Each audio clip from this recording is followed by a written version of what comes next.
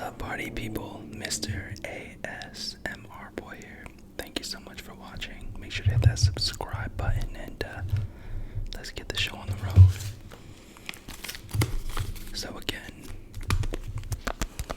in keeping consistent with the last video, I'm going to kill off the rest of this Big League Chew. I've come to the realization that Big League Chew is the best gum on the market. Why? Well, it's very sweet. The only thing, my only complaint is that it loses its flavor very fast. I wish that lasted a little bit longer.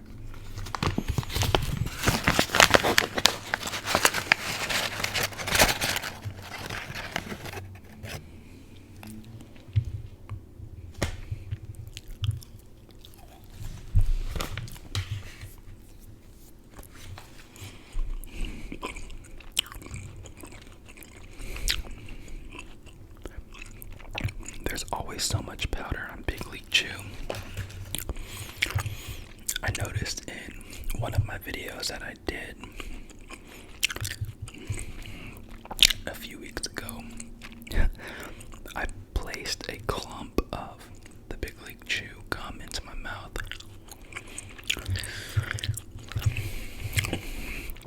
And then I was left with powder on my lips for about 5 minutes into the video. I wasn't embarrassed, but I would rather not have powder on my lips.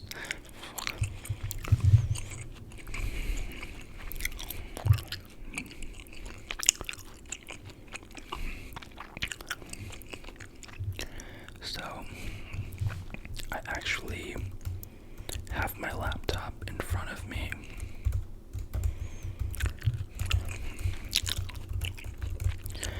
One of my favorite noises, or sounds, should I say, is typing sounds.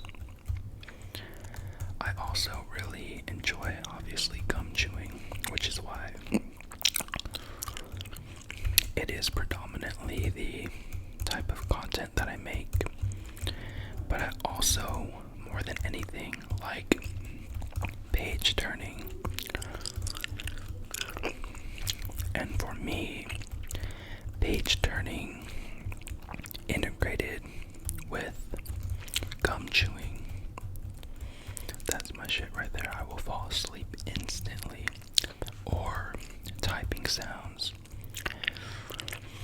with gum chewing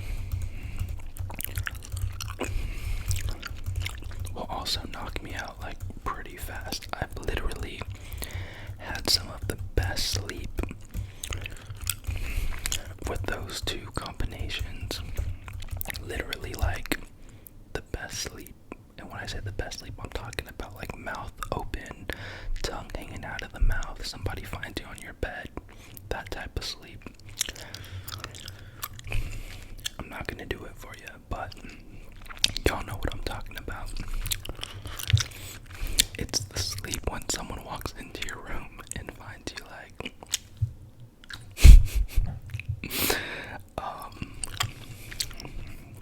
yeah, I've been found in my room a couple times like that, just with my YouTube app open, the ASMR playing with that volume turned all the way up and just out.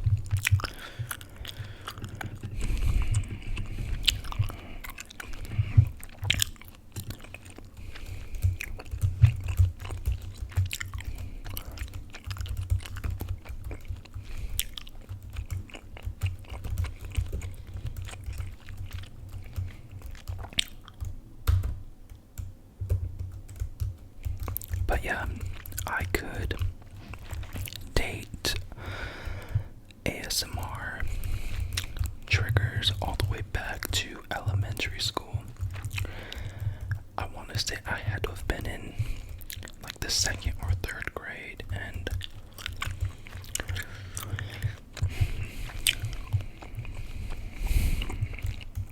the first time I really truly experienced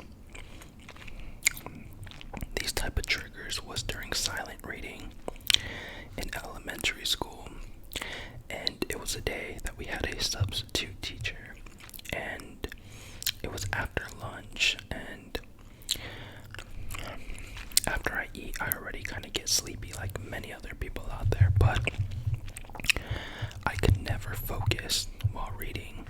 I can read, obviously, when I'm in a setting by myself, but it was always incredibly difficult to focus with all of the background noise, such as hearing the pages turn. I would also, this is really weird, don't judge me off it, or judge me off it, don't really care, but my teacher used to always like lick her finger and then turn the pages, and I always found that super relaxing. And I would be like back of the room like this, just pretending to read. But yeah, good thing I never got asked about what I was reading, because I would have had no idea, no clue. I would have been clueless. Speaking of being clueless, do any of you guys remember popcorn reading in elementary school?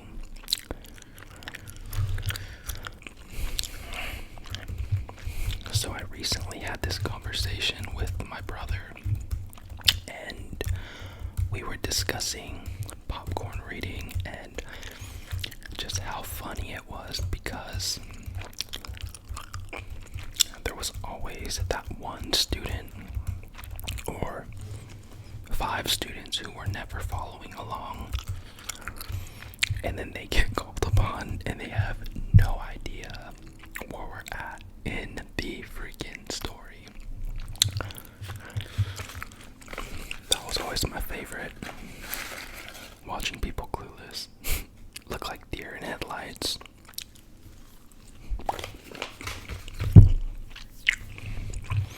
I just hated when that person was me. It did happen to me a couple times, but I was never like way far off, because you can always hear when someone's turning the page, even if you don't know your placement. When someone's turning the page, you just turn the page. But I was off the page quite often, but I would always glance over to my neighbor and see that little page number on the far left-hand corner and make sure that I was on that page. And I do remember it happening to me, actually, and that's when you like scrounge over to your neighbor and say, where are we at? Like, I would always be like, hey, I know we're on this page, but like, what paragraph are we on? I think that's a genius way of keeping track of who's paying attention and who is not.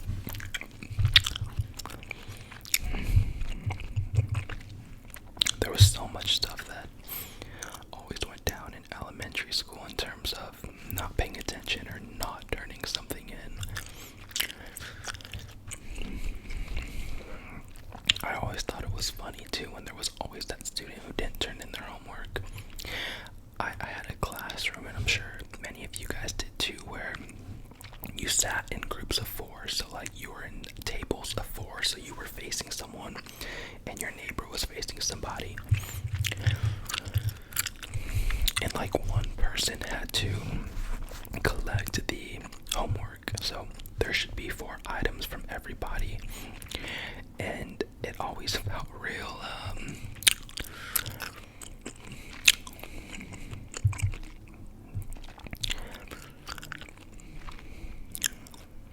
I'm gonna say anxiety ridden when you were the student who didn't have anything to turn in. Or what's even crazier than that is when you know you did not do the assignment, but you're still searching for the assignment in your folder. Like, that shit is gonna magically pop out of your backpack or something like that. I remember doing that a few times, more so in like the 4th, 5th, and 6th grade, is where you pretend that you did it and you can't find it, and you're just like searching through, your heart's kind of pounding a little bit faster because you're nervous, or at least I was nervous, and then you just announce to your table, I can't find it, like I don't know what I did. And like every week there was someone at the table who had that same excuse, which was most likely often a lie, but I don't think anyone ever really questions anyone on that.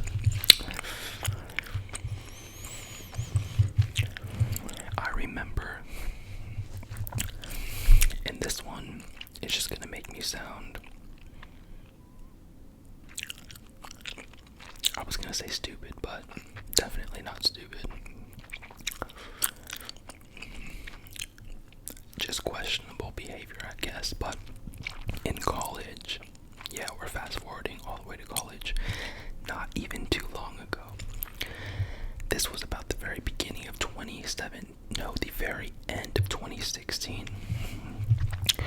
I had a paper due for a core communications course that I had, and it was on like ethics and communication. And we get to class, I get my folder out, and I'm like, I was on time today, I'm ready to tackle the fucking day. Made it here, made it to all my classes today. You know that. So, just sitting there for like less than 30 seconds, and then the teacher, our professor, announces that we can go ahead and pass up our essays. And I'm like, what essay? And then I'm like, oh, that essay, shit, I thought it was due the following week. Horrible planning on my end. Always know your dates. So important, whether that's for work or school. Work and school. Know the dates. Write it in your calendar. Put it in your notes. Screenshot it. Take a picture of it. That paper was worth 30% of our overall grade. And so I'm passing. There was one person behind me. I passed theirs up. And I'm like talking to my neighbor, like, hey, when did she say that this was due today? And like, apparently she said it a bunch of times, but who knows what happened. There was a huge disconnect between my brain, the assignment, and the paper. It didn't get done. So I pass the person behind me up, and that was another, nostalgic moment that I was able to tie back to. I was that fucking kid in elementary school. That was the last time that ever happened, though, as of now, where something was due or I was supposed to do something, it didn't get done. So, class was over, and I walked up to the professor. I still stayed in the class the whole time, and I had an 80-something%. This was 30% of our grade, so I already knew without this, and it was a mandatory paper. Without this, there was no way I was gonna pass. The highest I could get is a D at that point.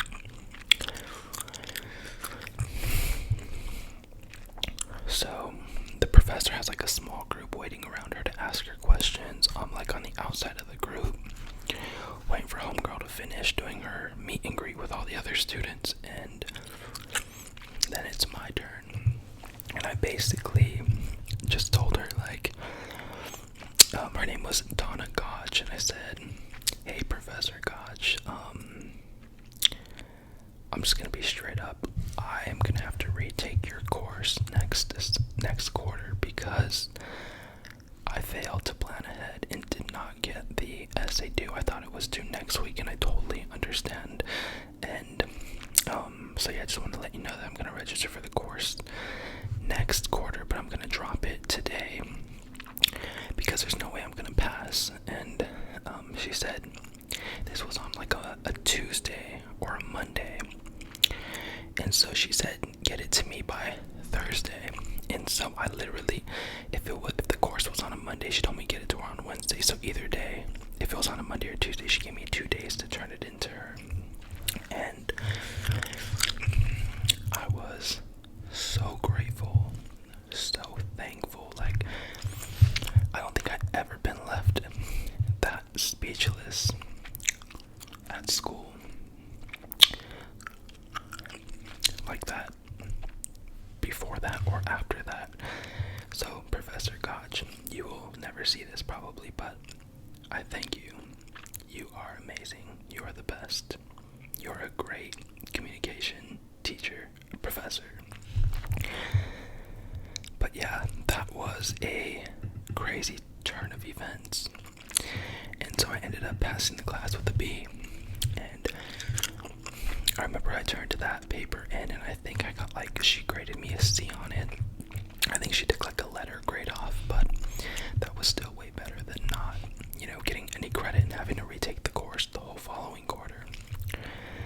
But that ties back into my adult experience of the entire group turning in an assignment, but you not having anything to turn in, like a goober.